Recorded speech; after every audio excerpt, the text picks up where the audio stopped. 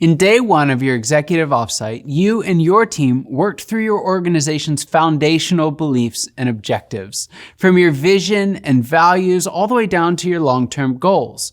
Now, day two picks up right where you left off with goals, and as the day progresses, you and your team will get increasingly precise until you've boiled those goals down to the specific actionable tasks that you can assign to your team members.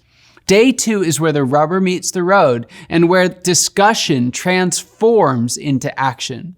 Here's what a day two agenda looks like at a glance. You gotta start with a check-in. You've covered a lot of ground on day one, so it's a good idea to just check in with everybody on the day's major decisions now that they've had a night to sleep on it. Then you'll knock out goals part two. You've already done your 10 and 3-year goals, but now it's time to set some concrete, achievable goals that you can achieve this year. The next session will be about strategies, and here you and your team will identify the key strategies that give you the greatest return on time, money, and effort. After strategies, you'll drill down one more level to tactics as you define those specific activities that set you apart in the marketplace and build unstoppable momentum and ensure your enduring success.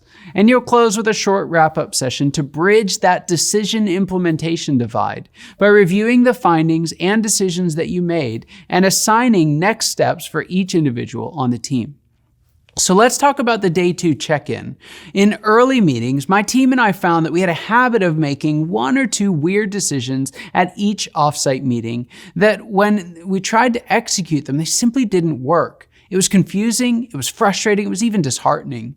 When we went to the offsite to get clear and get away from the day-to-day realities, we ended up seeming like we had been getting too far away. Eventually, I noticed a pattern and we got together to autopsy what had gone wrong. And in each instance of a bad decision, someone had had a bad feeling about it when they woke up the next day.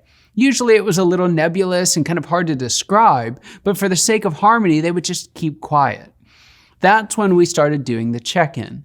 The goal isn't to open up any old wounds or cause debate around a topic that's already been settled, but it is to allow each person to say, hey, I can't quite explain it, but something about this decision just doesn't feel right. And sometimes it stops there. Other times, you'll recognize the need to dig further. Now, fortunately, if that's the case, you're going to find that the right clarification will typically come pretty quickly. Even if it doesn't, you'll spend a lot less time dealing with it then and there than you would if you didn't uncover the problem until months later. Well, in the next video, I'll show you how to take your long-term goals and actually map them to the progress that you need to make this year.